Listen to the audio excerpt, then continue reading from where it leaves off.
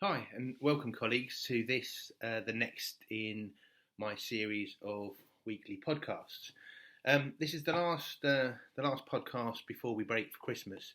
So I thought that, given the pressures that you've all clearly been under for the last couple of years, it's been an incredibly challenging couple of years.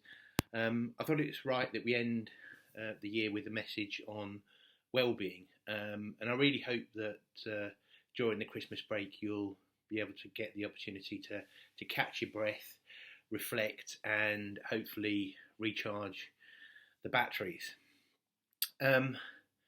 So earlier this week, the phone rang, and it was an SBP that I've known for quite some time. A fantastic practitioner, very very committed, does a lot within their own local community. And this is what he said. He said, "Stephen, it's all going horribly wrong. I support a large group of regional practitioners, and many of them are saying they just can't go on. Please, please, please, can you help?" Now, as you can, I was quite shocked, not necessarily surprised, but definitely shocked about what was going on within this particular region.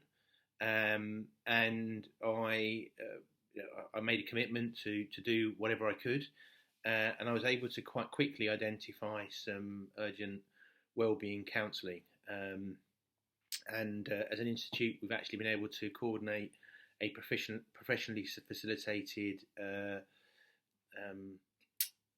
support intervention, and that as a one-off was fairly straightforward to do. It involved a couple of phone calls and pulling in some favours, but we were able to do that, and we're confident that that it will provide at least an initial step in support and recovery for this group. But this isn't a scalable solution, and we do need, as a sector, we need a much more robust approach. Over the years, I've seen colleagues working harder and harder, setting impossible high personal standards as they progress within their career or try to meet the challenges of a evolving system. The stress and well-being situation clearly hasn't been helped by the pandemic, but if we're honest, it was always brewing, and that's not just for school business leaders, but for head teachers, middle leaders, even teachers. So the system really is creaking, and we need to act quickly and decisively. And we're seeing beyond anecdote. Actually, we're seeing now some clear evidence of high-performing SBPs considering leaving the sector due to burnout. And at a time when we need to be thinking about succession and bringing people into the role, we certainly don't want established school business leaders feeling that they have nowhere to turn, and the only way to address the emotional turmoil that they're suffering is to leave the profession. It's ironic and perhaps somewhat shameful that well-being is driving so many great SBPs from the profession, particularly when the research shows that the well-being of our education leaders and pupil outcomes are intrinsically linked.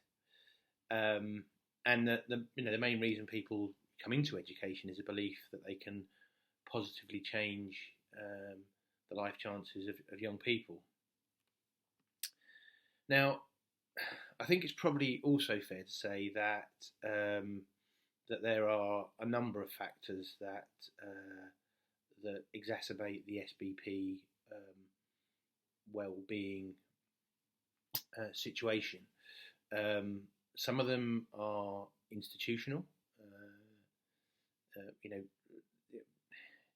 It's easy for us to say, you need to get 8 hours sleep, eat healthily, exercise twice a week, moderate your caffeine, your alcohol intake, but it's all a little bit patronising. And whilst they're scientifically proven to help mental health and emotional well-being, it does ignore other factors that create a poor state of mind, stress, and feelings of depression and anxiety. In fact, the academics would argue that there are a number of things to consider in terms of a well-being hierarchy of needs, and they include your cognitive well-being, how you process information, emotional well-being, so that's self-awareness and the way you regulate your emotions, social well-being, which is the relationships that you have and the ability to empathise with others and others empathising in your situation, physical well-being, so that's back to the diet, exercise, but also feeling safe and secure. And then finally, spiritual well-being, our sense of meaning and purpose in life. Go through that list, you can see how some of those things are slightly out of kilter at the moment. So we are probably second guessing, what our purpose is. We probably aren't investing the right amount of time in our physical well-being. When we're under stress, we tend to become quite introverted, and we don't spend time nurturing and enjoying social relationships. It's easy when you're under pressure to lose a sense of who you are, your authenticity and your ability to put things in perspective can often be severely compromised. And in terms of cognitive well-being, information processing, lots of information simultaneously, again, that becomes really difficult. So we shouldn't be surprised that the environment we're operating at the moment makes all of these things challenging, and that important hierarchy of well-being need, if you like, is in jeopardy. We probably also need to recognise that that there are a number of personal characteristics which will mean you'll respond, you'll react to situations in a quite different way. And again, it's really important that we don't jump to short-term fixes when we're looking at the solutions. I think the first thing to do is to take time to listen carefully to colleagues and understand what's really bothering them. The workload of SBPs is undoubtedly something that needs to be addressed, and it needs to be reduced wherever possible. But I think there is, I think it's fair to say that the sheer amount of work itself is rarely the actual root cause of high levels of stress.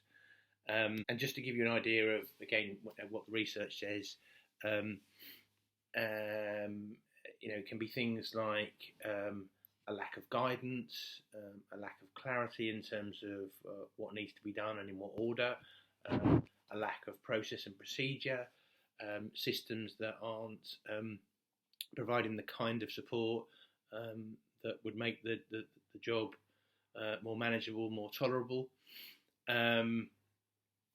And I think that's particularly true in an environment where we've got guidance and regulation and policy constantly being thrown at us. But then at the other end of the spectrum, some school business professionals with a different personality type might feel that, in fact, they don't want more guidance, more procedures, more systems. What they want is to be left alone, and they want more professional autonomy, and want to be able to make independent decisions. They don't want there to be heavy prescription. For them, it isn't necessarily the volume of work that's coming in their direction. It's the lack of latitude to make decisions in a very agile way, in a very independent way. That in its own way can cause enormous stress. And then, of course, we've got individuals who, for good reason, feel vulnerable because they may lack experience. They may not yet have figured out the best way to deal with a particular demanding situation, or indeed they just lack skills and knowledge. And again, I think in recent times there are many parallels with colleagues who are moving from perhaps the maintained sector into an academy trust, or they're in an academy trust that's growing at a pace that feels very overwhelming and perhaps unsustainable. So it just gives you a flavour of the kinds of things that our community are having to deal with, and that the response by one group of practitioners might be quite different from another. But in the end, it doesn't matter, because the outcome is the same. And if this is resulting in colleagues feeling emotionally vulnerable, or worse still, suffering mental health symptoms, then it's something that we need to address. Look, I'm going to be absolutely frank and straightforward here. Wellbeing and stress management is not the Institute's natural calling, but we do care deeply, and we recognise the need to work collaboratively to address this looming crisis across our sector, and particularly the SBP workforce. So to that end, we're currently meeting with sector bodies and practitioner groups, and we're really committed to developing a better framework, a cross-sector framework of support. And in the new year, we'll continue with this work, and we really hope that working with other stakeholder bodies, with the Department for Education, with organisations that are experts in wellbeing, that we can improve the lot for school business leaders. We desperately need to make sure we look after what is a critical workforce. But in the meantime, please try to put things into perspective over the Christmas period. Prioritise the people and the things that matter to you. Try, if you can, not to sweat the small stuff, and give yourself permission to say no. It's fine. Occasionally saying no is a really good thing. Assert your professional judgment, and just say, I've got this group of things that I need to focus on right now, and that's what I'm going to do. And I think, just finally, stress is often a result of a feeling that you haven't succeeded in everything that you set out to accomplish in a day or a week or a month or even a year. And I think perhaps lower the expectations you're placing on yourselves, and cut yourself some slack. It's absolutely fine. You're doing a great job. Don't try and do more than is reasonable, and really just take a step back and think about what's absolutely critical. And when the chips are down and things are busy, focus on the things that only you can do. Look, have a lovely Christmas and a very happy New Year, and hope to see you all back in January, refreshed and ready to go. Take care. Thank you.